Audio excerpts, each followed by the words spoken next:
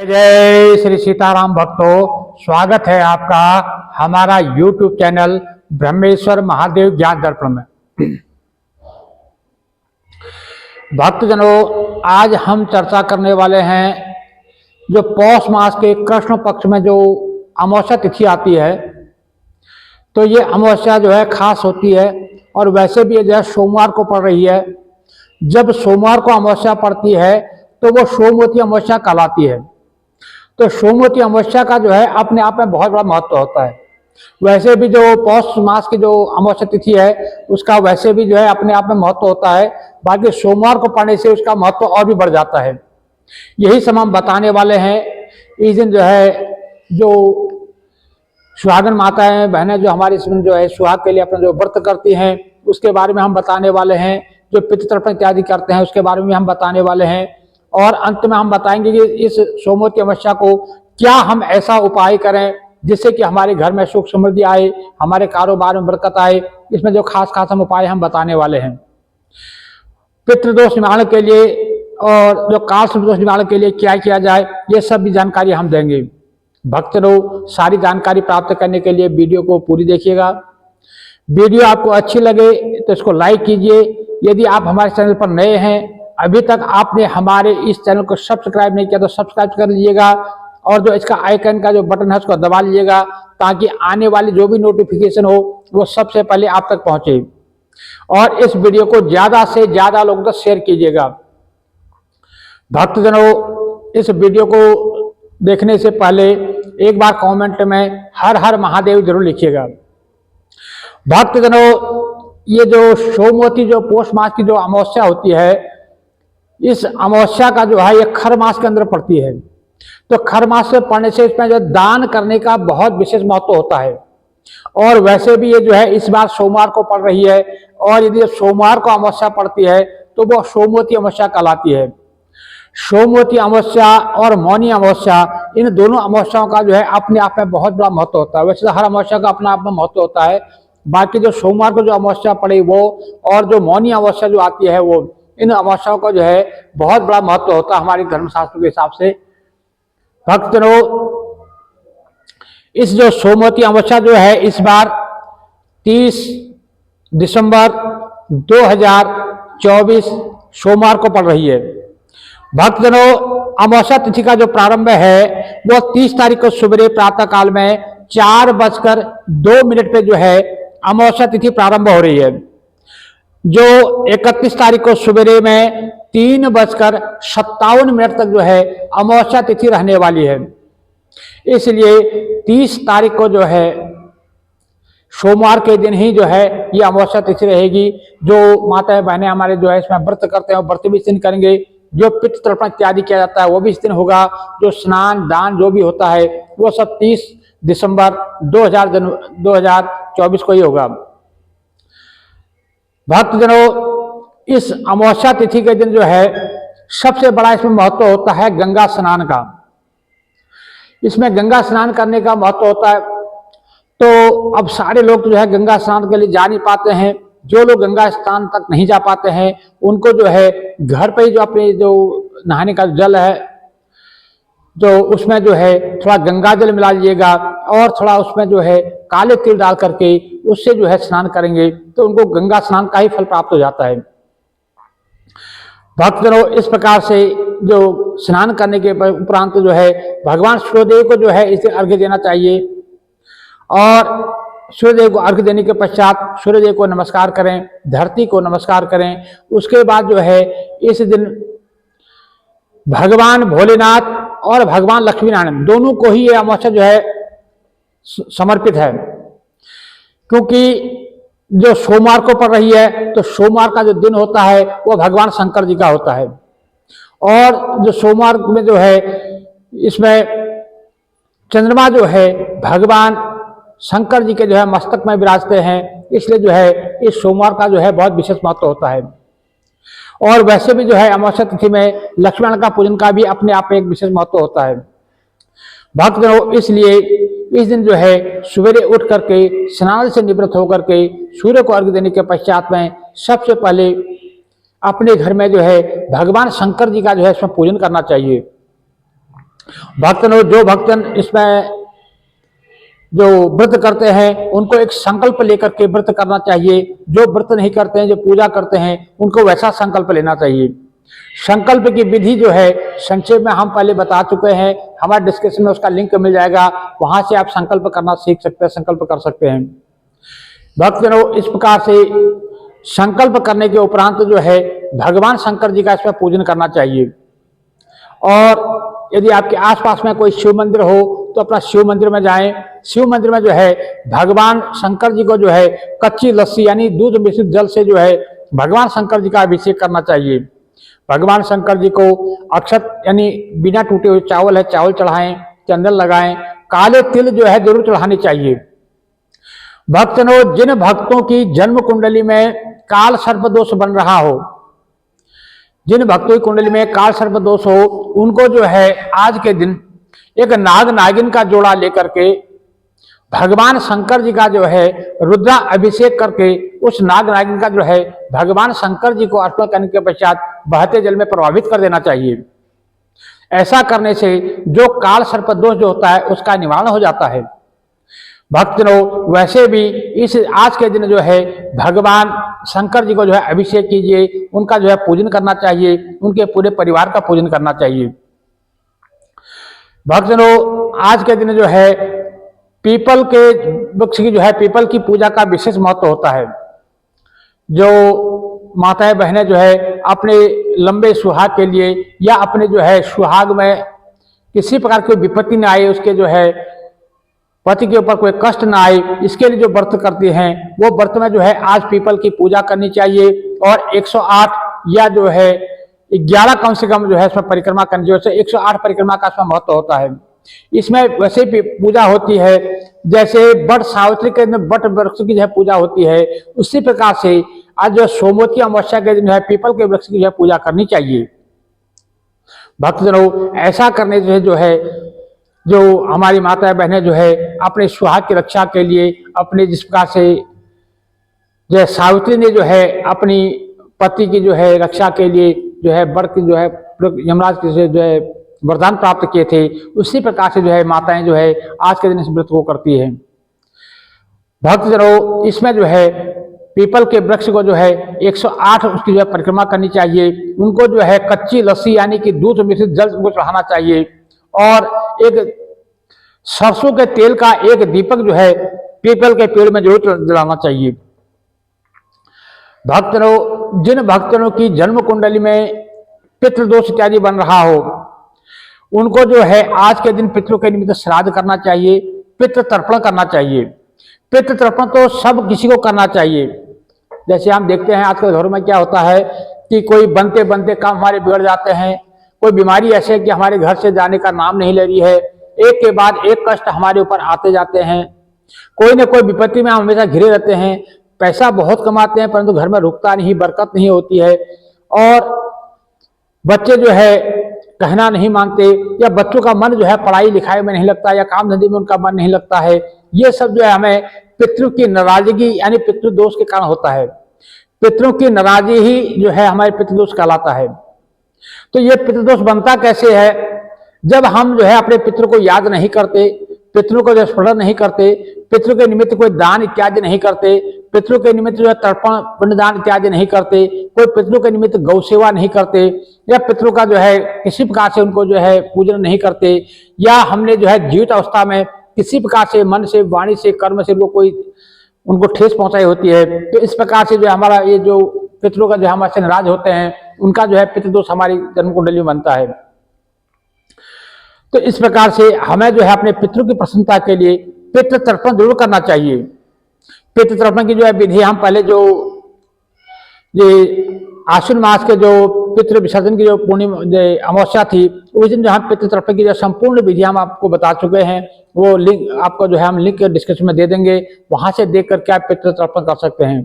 पितृ तर्पण के लिए मुख्य रूप से जो सामग्री लगती है, उषा है, कच्चा दूध है, जल है, गंगा जल है, काले तिल है, यव है और चावल है।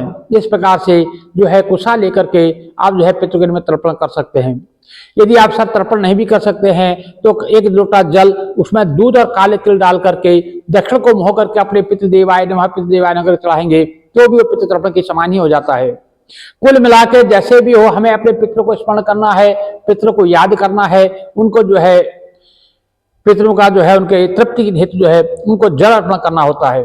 इसी प्रकार से जो है हम पीपल के वृक्ष में भी जो है पितरों के निमित्त जो है जल को चढ़ा सकते हैं, उससे पितृ जो है प्रसन्न होते हैं। और पितरों के निमित्त जो है ब्राह्मण भोजन जरूर कराना चाहिए, क्योंकि हम बार बार कहते हैं ब्राह्मण भोजन जो है जो पितरों के ब्राह्मण भोजन कराने से पितृ और देवता दोनों ही जो है संतुष्ट होते हैं। लेकिन जो भगवान श्री कृष्ण कहते हैं कि अब ब्राह्मण, अर्जुन जिसे कहते हैं कि ब्राह्मण जो है कलयुग में मैं जो है ब्राह्मण, जो वेद पाठी जो ब्राह्मण होता है, जो तीनों समय की संध्या करता है, ऐसे ब्राह्मण के मुंह में मैं बैठ करके जो है मैं जो है अन्न को ग्रहण करता हूं, भोग को ग्रहण करता हूं। तो इसलिए जो है जो कर्मकांडी विद्वान हो, जो कर्मकांड करता हो, जो गायत्री का जप करता हो, जो भक्त हो, ऐसे ब्राह्मण को ही भोजन कराना चाहिए। क्योंकि अब भोजन जब आप ब्राह्मण को भोजन करेंगे तो उनसे जो है जब उनकी तृप्ति होती है तब ब्राह्मण से जो है आशीर्वाद मिलता है, तो उसी आशीर्वाद से जो है हमारे पितृ जो है तृप्त होते हैं। जब ब्राह्मण तृप्त होता है तो हमारे पितृ और देवता जो है दोनों ही तृप्त होते हैं। तो इस प्रकार से जो है ब्राह्मण भोजन कराना चाहिए। यदि किसी प्रकार से आप ब्राह्मण भोजन कराने में असमर्थ हैं तो ब्राह्मण के भोजन के निमित्त कुछ अन्न जो है सूखा अन्न निकाल लीजिए, कुछ उसमें द्रव्य रख लीजिए। यदि सामर्थ्य हो तो कुछ कपड़े उसमें रखने चाहिए। जैसे अभी सर्दी का मौसम है, इसमें जो है गर्म कपड़े, कंबल इत्यादि आप दान कर सकते हैं। तो जो ब्राह्मण भोजन करने के पश्चात आप इसमें जो है गरीबों में भी कुछ ना कुछ जो है गर्म कपड़े, जूते, जुराब या कंबल या भोजन जो है इत्यादि गरीबों में भी आप दान कर सकते हैं। इससे भी पितृ जो है संतुष्ट होते हैं। लेकिन ये मैं बार बार ये बात बताता हूं कि जो ब्राह्मण भोजन की व्यवस्था है वो वेद पाठी ब्राह्मण तक ही पहुंचना चाहिए। गरीबों का जो हिस्सा है वो गरीबों तक पहुंचना चाहिए। दोनों का जो है थोड़ा इसमें जो है फर्क है, इसको समझना चाहिए। क्योंकि जो गरीबों के जो भोजन का जो व्यवस्था है वो अलग है, जो ब्राह्मण के भोजन की जो व्यवस्था है उसकी जो अलग है। इस प्रकार से जो ब्राह्मण जब भोजन करते हैं तो ब्राह्मणों का जो आशीर्वाद आपको प्राप्त होता है उससे जो है हमारे पितृ, गंधर्व और देवता सभी संतुष्ट होते हैं। इसलिए पितृ जो ब्राह्मण को भोजन जरूर कराना चाहिए। और यदि आप भोजन कराने में कोई असमर्थ है, किसी प्रकार से नहीं करा पा रहे हैं, तो आप ब्राह्मण को भोजन के निमित्त जो है सूखा अनाज इत्यादि निकाल करके उसमें कुछ दक्षिणा रख करके आप एक छोटा संकल्प कर लीजिए और उसको किसी देव मंदिर में अथवा जो ब्राह्मण आपके आसपास हो उनको देना चाहिए। लेकिन देना चाहिए उन्हीं को जो वेद पाठी हो, जो कर्मकांडी हो, जो भक्ति करता हो, ऐसे ब्राह्मण को ही देना चाहिए। भक्तजनों, इस प्रकार से इसमें जो है तर्पण करना चाहिए। पितरों के निमित्त कोई श्राद्ध करता है तो श्राद्ध करना चाहिए और कुछ ना कुछ दान जरूर करना चाहिए। और वैसे भी सोमवती अमावस्या के दिन गंगा स्नान का और दान का विशेष महत्व होता है। इस दिन जो है दान करने से पितृ, देवता, सूर्य, नर, गंधर्व सभी को जो है सो प्रसन्न होते हैं। और ज्यादा आप नहीं कर सकते हैं अपने सामर्थ्य के अनुसार तो कम से कम इसमें दूध है, चीनी है, चावल है और ये दान करना चाहिए। इतना भी नहीं कर सकते तो आपके आसपास में जो आपका कोई देव मंदिर हो वहां मंदिर में जाकर एक थैली दूध की, जैसे आजकल मिल जाती है, एक थैली दूध के लिए एक पैकेट बिस्कुट इत्यादि लेकर के या कोई कुछ भी लेकर के आप वहां पर दान कर सकते हैं। और वैसे सफेद चीजों का दान जो है विशेष करके करना चाहिए। भक्तजनों, इस प्रकार से जो है तर्पण करना चाहिए। और माता बहनों जो व्रत करती है उनको जो है पीपल के वृक्ष की जो है पूजा करनी चाहिए, उनको जो है सुहाग का सामान चढ़ाना चाहिए और उनकी परिक्रमा करनी चाहिए। और पीपल के वृक्ष की परिक्रमा तो हर किसी को, सनातनी को, हर किसी को, भक्तों को करनी चाहिए। यदि आपके आसपास में पीपल का वृक्ष उपलब्ध नहीं है तो आप तुलसी की भी परिक्रमा कर सकते हैं। और दूसरा जो है आज के दिन जो है दीपदान का विशेष महत्व होता है। ये सोमवती अमावस्या जो होती है इस दिन जो है भगवान भोलेनाथ जी के मंदिर में एक 4 मोह दीपक लेकर के आप भगवान भोलेनाथ जी के मंदिर में जो है उसको प्रज्वलित करना चाहिए। ऐसा करने से जो है भगवान भोलेनाथ अति प्रसन्न होते हैं और वहीं जो है हमारे जो दुर्भाग्य जो होता है वो सौभाग्य में बदल जाता है। तो इस प्रकार से अपना जितना भी कर सकते हैं अपने पितरों के निमित्त और अपने देवताओं की प्रसन्नता के लिए इस सोमवती अमावस्या का जो है लाभ लेना चाहिए। और स्नान दान इत्यादि जो भी करते हैं उसका जो है आपको पूर्ण फल मिलता है। कुछ काम हमें इसमें जो निषेध माने गए हैं, निषेध क्या माना गया है अमावस्या के दिन, एक तो जैसे मैं पहले भी बता चुका हूं कि इसमें जो है हमें जो है बाल काटने हैं, शेविंग करनी है, नाखून काटने हैं, ये चीज जो है हमें अमावस्या के दिन नहीं करनी चाहिए। दूसरा, हमें इस दिन जो है जो हमारी माताएं बहनें हैं उनको जो है जो बाल अपने नहीं धोने चाहिए, अमावस्या के दिन जो है सर नहीं धोना चाहिए। और तीसरा जो है हमें इस जो अमावस्या तिथि के दिन एक तो बेलपत्र इत्यादि जो है, तुलसी के पत्ते हैं, बेलपत्र है और जो भी फूल पत्ते हमें जो है अमावस्या के दिन नहीं तोड़ने चाहिए। वैसे तो हमारे धर्म शास्त्र में तो ये फूल पत्तों को छूना भी मना कहा गया है। उस दिन जो है पत्ते तोड़ने नहीं चाहिए। पूजा के लिए फूल इत्यादि आपको लेने हैं तो एक दिन पहले ही आपको उनको तोड़ के रख लेना चाहिए भक्तजनों। इस प्रकार से और जो है इसमें जो हमें नहीं करना चाहिए वो खास काम यह है कि हमें किसी को सताना नहीं चाहिए। हमारे घर पर कोई भी आगंतुक आए, कोई जो मांगने वाला कोई भी आए, उसको खाली हाथ नहीं लौटाना चाहिए। यदि कुछ आपके पास खाने पीने को कुछ है, कुछ द्रव्य दक्षिणा है तो दे दीजिए, नहीं तो उनको जो है एक गिलास पानी दे करके, पानी पिला करके उनको जो है अपना नमस्कार करके उनको विदा कीजिए। उनको निराश अपने दरवाजे से कभी मत भेजना। क्या पता किस रूप में हमारे भगवान, किस रूप में हमारे पिता हमारे दरवाजे पर आए हों। इसलिए जो भी हमारे दरवाजे पर आता है उसे जो है कुछ ना कुछ जो है हमें भेंट स्वरूप देना चाहिए, कुछ ना कुछ ना भोजन करा करके तभी उनको विदा करना चाहिए। भक्तजनों, आज के दिन जो खास उपाय करने हैं, जिन लोगों का जो है कोई कारोबार नहीं चल रहा है, जिन लोगों का जो है कोई कारोबार में विघ्न बाधाएं आ रही है, बनते हुए काम बिगड़ रहे हैं, उनको जो है आज के दिन एक जलते दीपक में जो माफ कीजिएगा जलते हुए पानी, जो चलते हुए पानी में जो है जो बहता हुआ पानी हो उसमें जो है एक दीपक जला करके प्रभावित करना चाहिए। जो दीपक जलते हुए जैसे इस प्रकार से दीपक जो दीप आरती करते हैं गंगा इत्यादि पवित्र स्थानों में, या बहता हुआ कोई पानी हो उसमें जो है जब दीपक जला के प्रभावित करते हैं तो उनकी जो बाधाएं होती हैं वो दूर हो जाती हैं। इससे जो है कारोबार में बरकत होती है। ऐसा जो है इस अमावस्या को करना चाहिए। दूसरा, पितरों की प्रसन्नता के निमित्त इसमें जो है एक सरसों के तेल का एक दीपक और एक उसमें जो है थोड़ा काले तिल डाल करके वो जला करके जो है अपने दरवाजे के जो है बाहर जो है दक्षिण को मुंह करके उसको जलाना चाहिए। वैसे तो उसका नियम है कि अपने घर से थोड़ा दूरी में जलाया जाए, परंतु आजकल शहरी कारण के कारण क्योंकि अगल बगल में दूसरे के घर है, हम दूसरे घर के आगे तो जला नहीं सकते, तो इसलिए अपने घर के आगे ही जो है उसको दक्षिण को मुंह करके उस दीपक को अपने पितरों के निमित्त जो है सायंकाल में जलाना चाहिए। इससे जो है पितृ संतुष्ट होते हैं। भक्तों, ये छोटे छोटे उपाय हम करेंगे तो इससे जो है हमारे घर में बरकत आती है। हमें जो है अपने घर में या अपने आसपास में जो भी बड़े बुजुर्ग हैं, जो भी कोई अस्वस्थ है, उनकी जितनी हम मदद कर सकेंगे हमें उनकी मदद करनी चाहिए।